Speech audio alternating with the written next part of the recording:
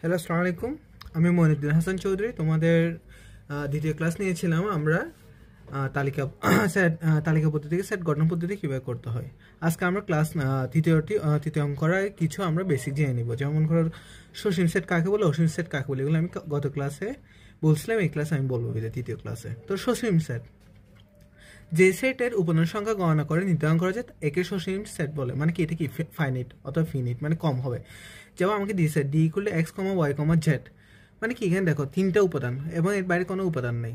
তো এই সমস্ত সেটকে আমি কি বলবো, সসীম সেট। যেমন আমাকে দিয়েছে এফ ফাংশন, মানে একটা set x such that x মৌলিক সংখ্যা, মানে এক্স এমন হবে যে মৌলিক সংখ্যা হবে এবং কি এবং x greater than 13 and less than 17, মানে কি 30 থেকে বড় হবে এবং 17 থেকে ছোট হবে। এর মধ্যে যতগুলো মৌলিক সংখ্যা আছে ওগুলি কি এ সেটের উপাদান বা মৌলিক। তো এটা একটা সীমিত, আমি 30 থেকে 70-এর মধ্যে যতগুলো মৌলিক সংখ্যা আছে ওগুলি নিয়ে একটা সেট গঠন করতে পারি।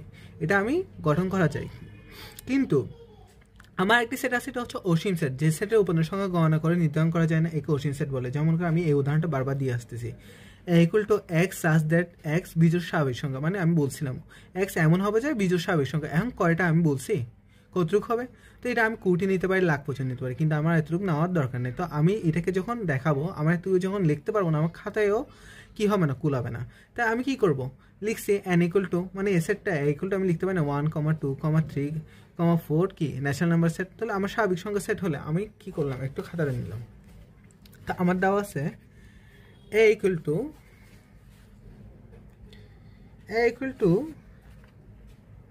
এক্স সাজ দ্যাট এক্স বিজোড় কি স্বাভাবিক সংখ্যা।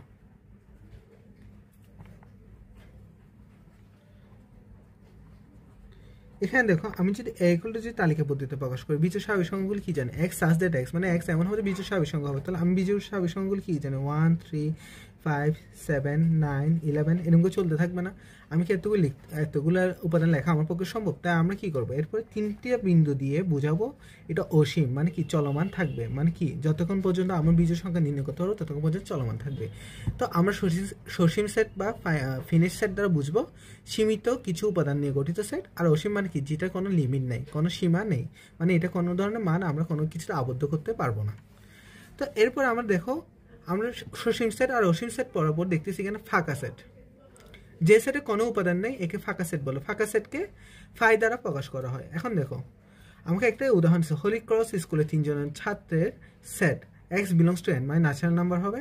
10 থেকে কি হবে, x greater than 10 or less than কি 11।